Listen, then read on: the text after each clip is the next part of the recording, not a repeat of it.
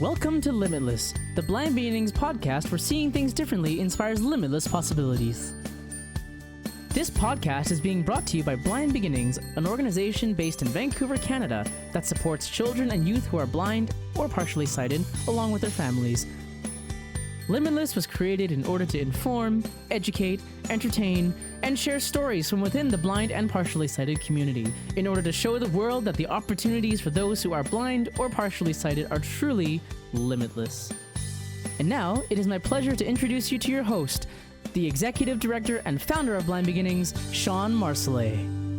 Welcome back to Limitless, the Blind Beginnings podcast. I'm your host, Shawn Marcellet, and I'm excited that you've joined us today. We have a really interesting topic. I want to introduce my co-host today, Nika. Welcome back to the podcast. Hi, thanks for having me. Yeah, well, thank you for coming up with this great topic. Why don't you remind our listeners a little bit about your vision and then tell us what are we talking about today? Yeah, so with my vision, I was born with Peter's anomaly, which means the front part of my eyes aren't formed properly. So I have most of my vision in my left eye, and I can see shapes and colors, but I can't see small details. And as for our topic, I've mentioned before, I think on a couple other episodes, that I did dance, and that I went kind of through a journey of trying to find a dance studio. And this week I have my ballet teacher, Sue, and my volunteer/friend, Haley, on the podcast. Welcome, Sue and Haley. Nice to be here.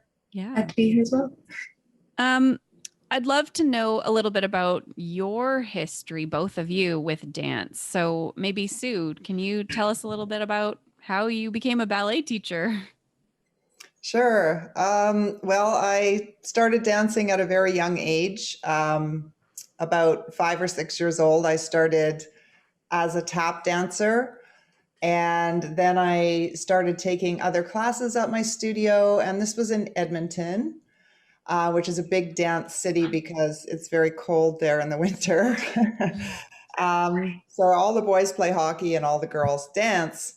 But I danced through the studio for 2 or 3 different studios during my upbringing, ended up at Edmonton School of Ballet, because if you want to become a dancer, you have to train in ballet. That is not a misconception, that is true.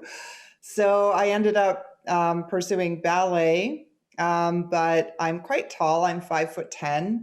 So because of that, I was sort of told I could not become a ballerina, but that I was a good dancer and I could become a contemporary dancer. So all of those myths have been blown away now, but at the time, that was sort of the thought process.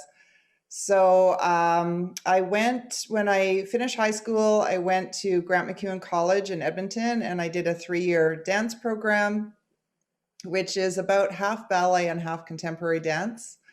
And when I graduated from there, I moved to Toronto, actually with my ballet teacher who hired me. He was working with the National Ballet of Canada. And I was very fortunate to travel to Toronto and work with the National Ballet. He was the choreographer setting, his name is David Adams.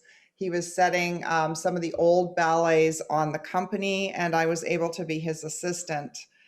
That lasted about 2 years, and then I moved down to the United States, to Philadelphia, where I had been hired to do a couple of professional dance gigs as a contemporary dancer.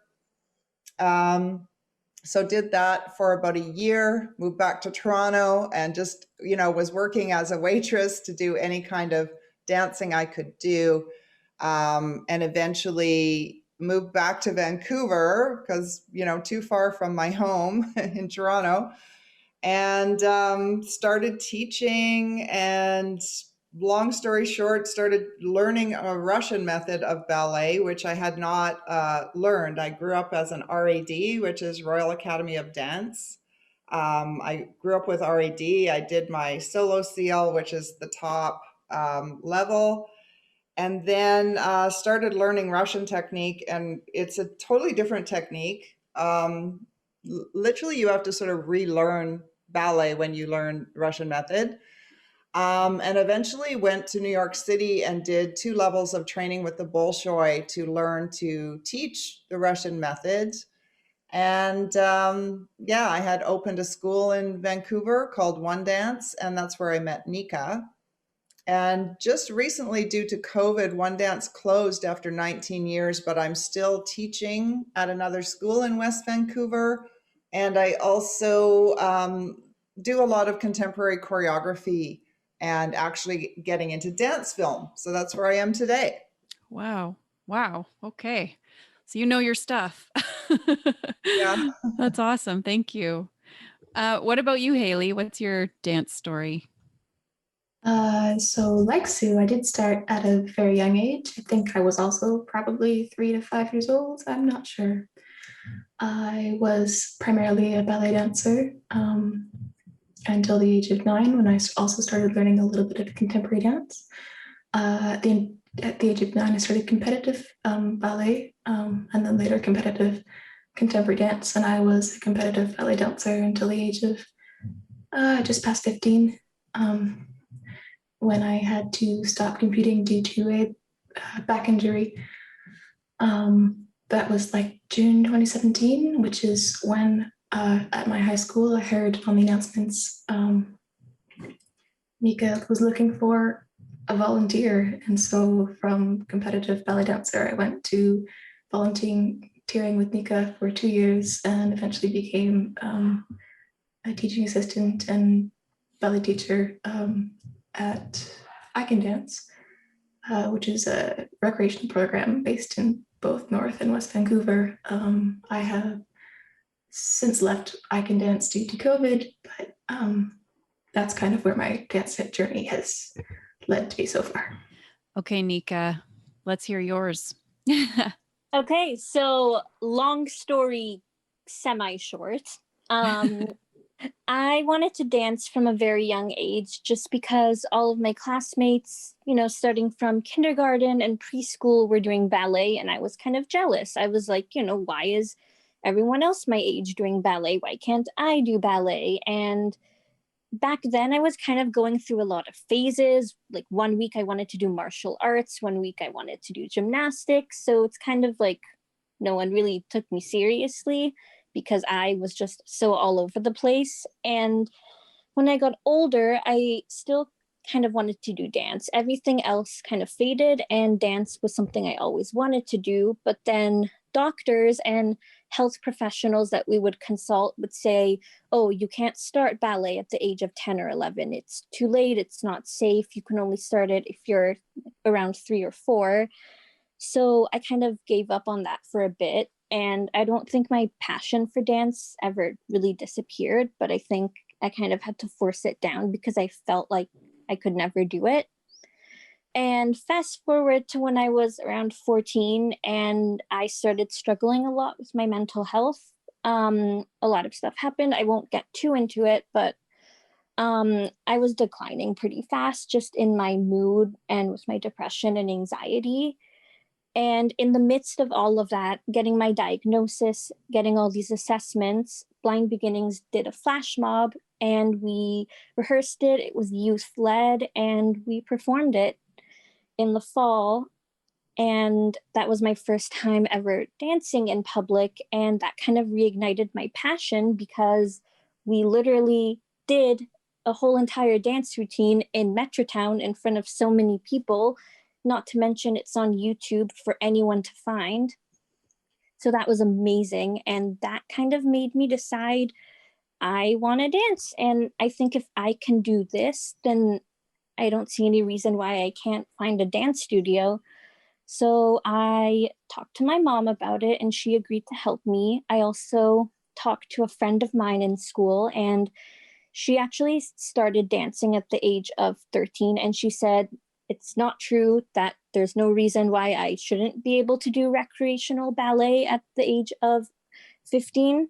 So I kind of started looking around and I looked to places, closest to home because I knew I wasn't going to be competitive. So I wanted, just somewhere close by I could easily access.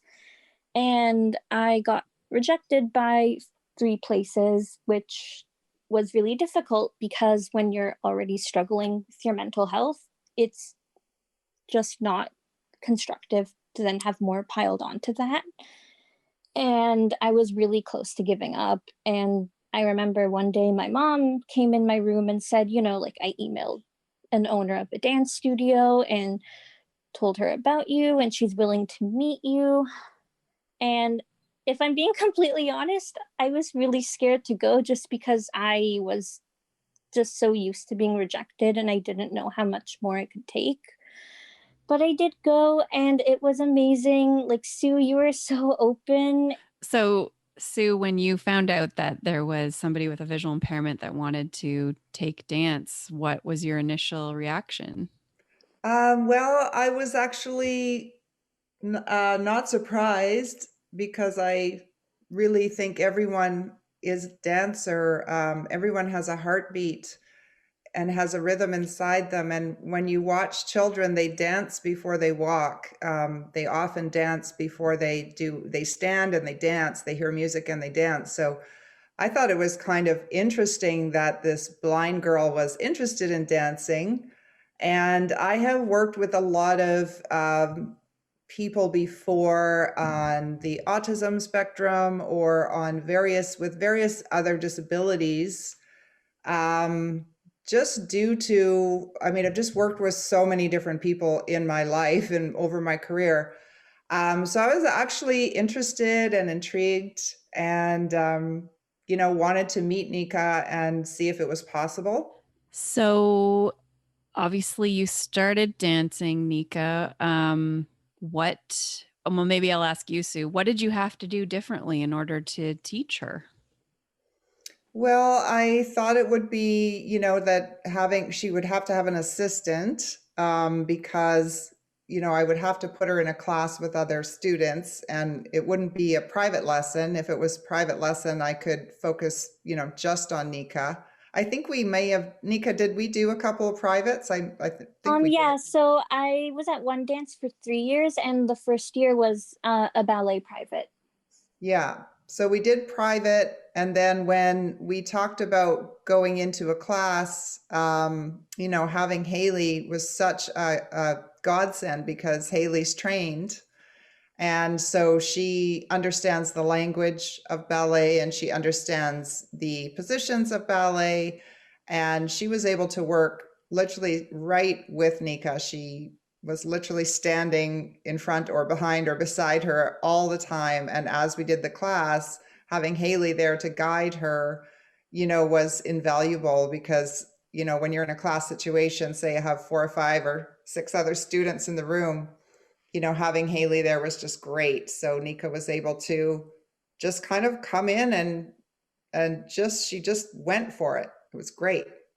So Haley, was it natural for you to kind of explain different poses and positions or was it awkward at first? Like, what was it like? Yes, it was awkward at first. I had never seen anyone help a blind dancer or a blind person dance before. I wasn't sure what to expect initially.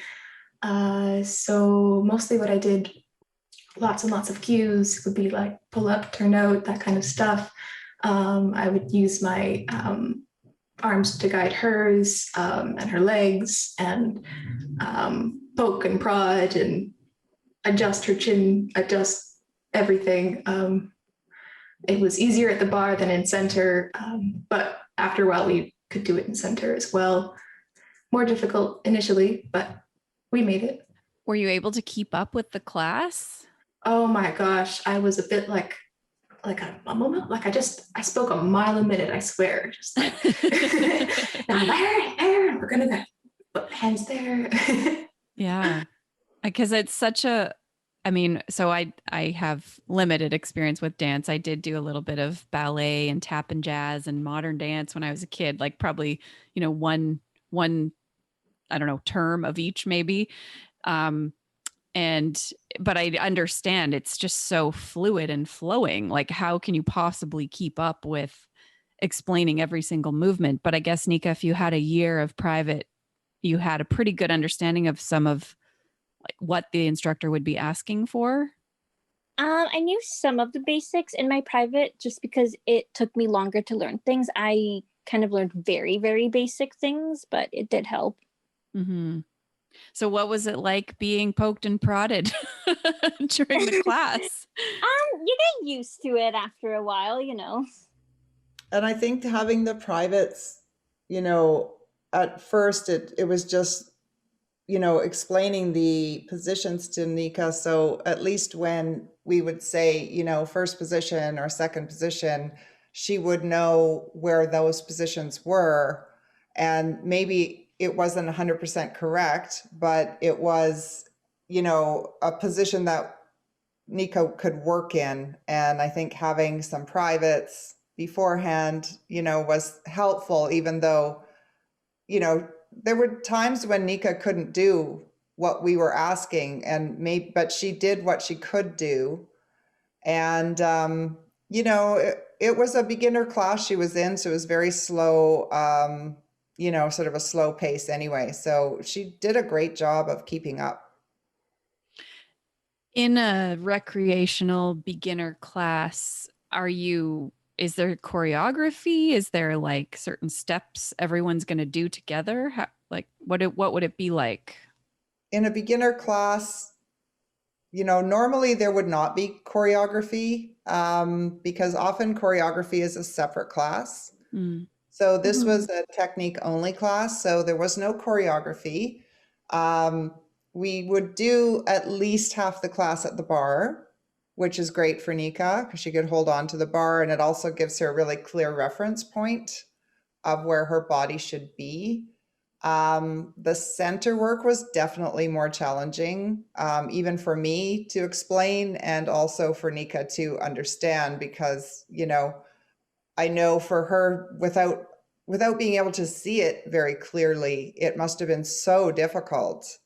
But Haley was super patient with her, and we just kept going, and Nika just did the best she could, and Haley just helped her, and somehow we got through it.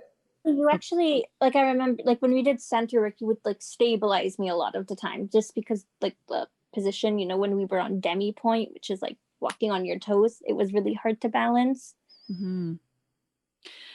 I had a friend teach me how to dance, like, when I was like 20. And she showed me by having me put my hands on her hips, and then she moved her hips to show me what to do with my hips. And this is just like the kind of dancing you would do at a club or something. But did you feel what Haley was doing or what any of the other dancers were doing, Nika, to kind of get a sense of what it was supposed to feel like or look like? Actually, yes, I did sometimes, just because I find it easier to, like, I learn by touch. I'm a physical learner, so that did help. It was even like, how do I, like, put my feet, like, what are they supposed to look like? I kind of got a reference point. Mm-hmm. Because it's, I don't know, that it, like, there's so much you can describe it, but how you interpret that description can vary. I feel like, I don't know, dance is so, like, how do you explain graceful or fluid or, just to somebody who can't see what that looks like? That would be challenging. So, Nika, you've done other types of dance besides ballet, correct? Yes. So I also did contemporary, and that class was a performing class. So there actually was a routine that we choreographed and learned. And were you dancing in a group? So you had to be choreographed with, like, wasn't just you? It was a group class, yeah. Yeah. Okay. So how did you guys do that? So we would usually start with a warm up, and that's kind of where, Haley, like, would do the same thing in ballet, kind of help, like, manipulate me into the position that I had to be in. And then we would work on specific dance technique moves. So sometimes it would be like practicing like rules. Sometimes it would be practicing like floor work. Sometimes it would be different things. So that's also where, again, I was like, I could be like moved, or sometimes I would visually, because I have some vision, watch Haley do it from really, really close up, and that would help me. And then when you learned the steps, were you able to do the dance without Haley? So for our routines, it was kind of partner work was incorporated into it. So there were some parts where I was able to do it myself and I was able to get myself in the position where I needed to be. And then there were other times when actually like Haley helping me get to the position I needed to be in the routine would be incorporated into the dance routine. Yeah, in my view as a non-dancer that's blind, the choreography and the kind of like, this is the memorized steps we're going to do every single time to this music is so much easier. But I don't know, what do you find, Nika? I would agree. We did some improv in contemporary just for kind of practicing creativity. And I was super intimidated by improv. Even in drama with acting, I was always intimidated with improv. And I do like dancing to music and having set steps. And I like a routine. And I like kind of this is what you do. This is where you do it. This is when you do it. Because if you're in the middle of, I don't know, like, well, I guess this could happen. You're in the middle of a performance and you're all supposed to be doing the same thing. Everyone else can kind of look at each other to remember what they've got to do. But when you're blind, you've got to kind of hold it all in your head, right? Like, did you ever forget the steps? I did a couple times in rehearsal and, it was kind of confusing and I couldn't see what the other person was doing, but I was able to figure it out eventually. Mm-hmm. I know when I was little in a dance performance, I was very close to dancing off the front of the stage. My mom tells a story like she just saw that I was approaching the edge and she started running towards the front of the stage to catch me. But thankfully I turned away, I guess, just at the last minute. I didn't fall. But did you have that experience? Were you worried about, like knowing where you were on the stage? Not so much falling off stage, but I think I did by accidentally bump into someone. You guys mentioned, sounds like COVID has definitely impacted your careers and business. And how are you feeling about that? I mean, you had to close your business after 19 years. That must have been tough. Yeah, it was a very quick and shocking decision. I had been in that location for 19 years, almost 20, 19 and a half years. And COVID came and we were in a lockdown. We were not allowed to have any classes whatsoever. And my landlord was not willing to work very much with me. In fact, was, trying to negotiate a new lease at the time. And because just at that time, my lease was expiring. And, at the time, I just didn't want to sign a 5-year lease. I wanted to potentially, close for a few months and reopen in the fall and tried to sort of negotiate that. But that negotiation kind of fell through. And the next thing I know, I made a decision to leave because I just couldn't imagine paying the overhead on a studio with no income. So we canceled all the fees. And, when you don't have income and you have expenses, you have a certain amount of money saved, but you can't, it was hard to know how long COVID was going to last, how long the lockdown would last. So I made a decision to vacate the premises. I had planned to sell the business to one of my instructors anyway. So I thought, well, maybe he and I could reopen. And as it's turned out, he has now opened a separate location and I'm working for him now. And he still bought my students. So it's worked out okay. And I'm actually really happy with not owning the studio because now I can do other things and I am doing lots of other things. So for me, it's been actually a blessing in disguise. That's great. I'm glad that worked out for you. I can imagine what a hard decision that would have been. And, really it came out of nowhere with no warning, right? Yeah. I was actually in Europe when COVID happened, it was spring break last year, and I had left a little bit early. I was in London, England, meeting my two daughters, and we actually had a flight to Spain. And we didn't get on that plane because we just didn't know what was going on. And it turned out that flight was turned around midair. So it was a good thing we weren't on that flight. Wow. But we just ended up coming back to Canada and scrambling to find flights. And it was really a tough time for everyone because, no one knew what was going on. And it was very scary, actually. Mm-hmm. Yeah. What about you, Haley? How did COVID impact your career? Well, coming into spring break, I was planning on also going away to Europe. So I took off my last teaching class that I have had to date in order to pack and prepare. But then that didn't even end up happening anyways. So sorry, Marnie. We had a staff meeting during spring break wherein we were like, oh, I don't know when this COVID is going to close, but here are our extended plans for June. Zoom was newish at that time and mine crashed, so I missed half of the last staff meeting and had to call my boss and be like, okay, what did I miss? And she was like, well, I just got an email from West Van Rec Center and there will be no programs to be held at West Van Rec, which was, I think, over half of our income. So then we were shut down. After that point, I was a little bit buried in school. And school online was challenging for me. So I did not teach any classes, but from what I understand, there were online classes. And I think there still are online classes to this day in a variety of subjects. We've brought back different styles and classes for teenagers as well. There's, I think, some kind of pop fusion and a K-pop class. I think we did Chinese dance for a bit. So it's been, I can't speak for Marnie or I Can Dance, but from what I can understand, it has also been a time to explore other areas and have growth.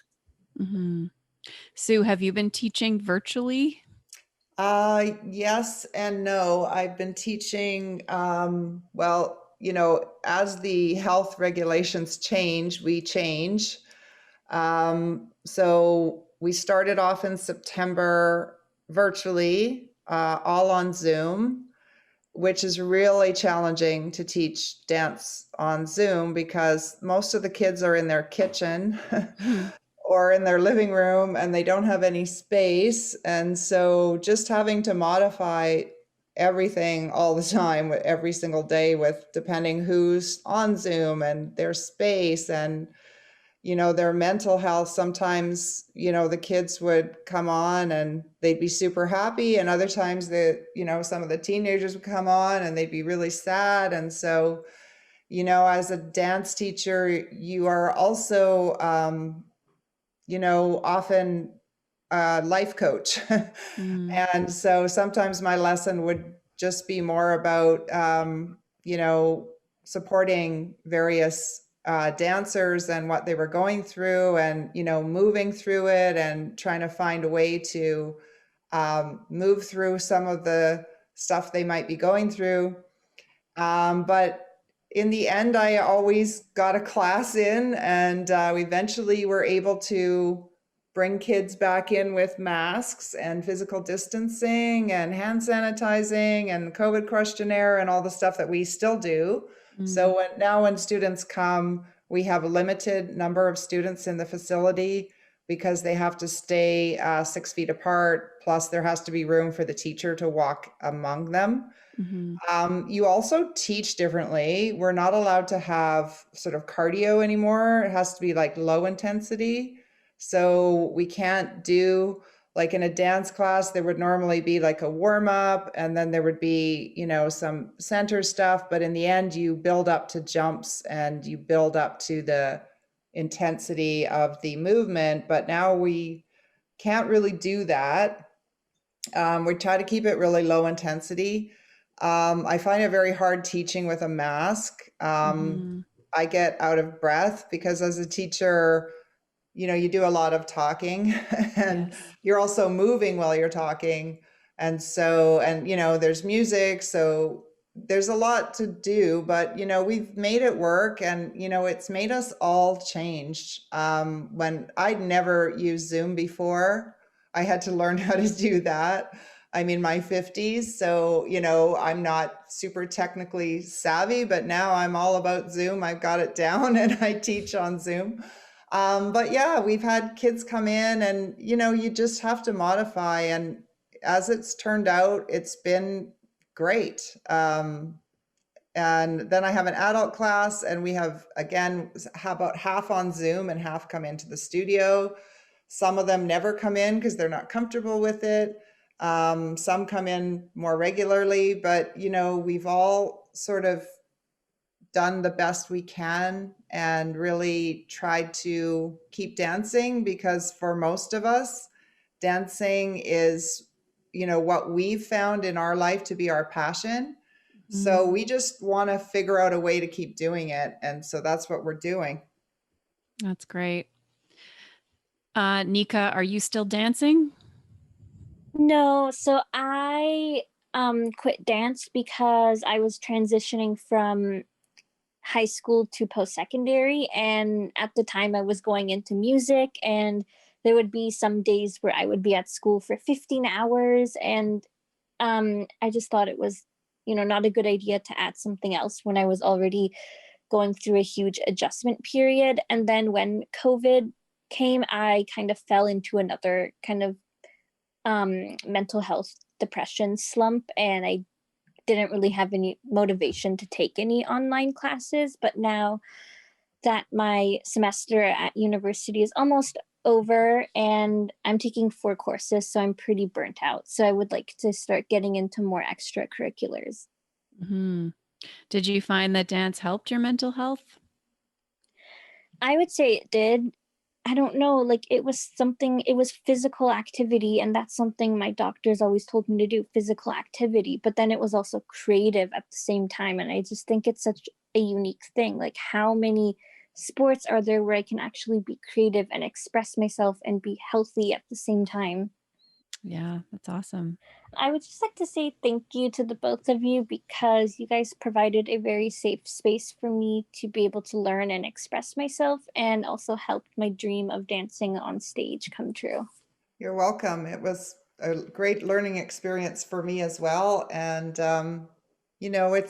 it's just something I was taught as a child, is to help others. And that I thank my parents for that. And, always to be open. My father was always taught me to be open-minded to every opportunity. And, I think every time you take on something, you learn something. So even though it was hard for me as well, but I got to know Nika and I got to know Haley, and we ended up just loving each other. So it was just great, and I still think of Nika and love her very much, and also Haley. Our paths may cross again, I hope. Mm-hmm. Yes, I really liked the opportunity to work with Nika because it kept me connected to dance. I was coming off of a 2-year injury. I was not happy in the dance world, and Nika gave me the opportunity to try again, start anew. For a while, built a career out of it. Don't know if you'd call it a career, but definitely Sue wrote my letter of reference for I Can Dance. So that's that connection as well. Really, yeah, it reignited my love for dance. So thank you, Nika. Thank you, Sue. So if there was a visually impaired person, child who's listening to this, who wants to get involved in dance, what would you say to them, Nika? I would say, please don't give up. Sometimes it can seem like the best thing to do. Sometimes you might just want to give up like I did, but I think everything happens for a reason. And, at the time when I was 14, 15, I wasn't looking at it as it was what the universe intended for me. Now I realize it was part of kind of teaching me resilience and teaching me that anything can happen. And if it was meant to happen, it would. And I would say don't give up, because there's always going to be somewhere that's the right place for you. Yeah. You might have some doors slammed in your face, but you'll find one that opens eventually.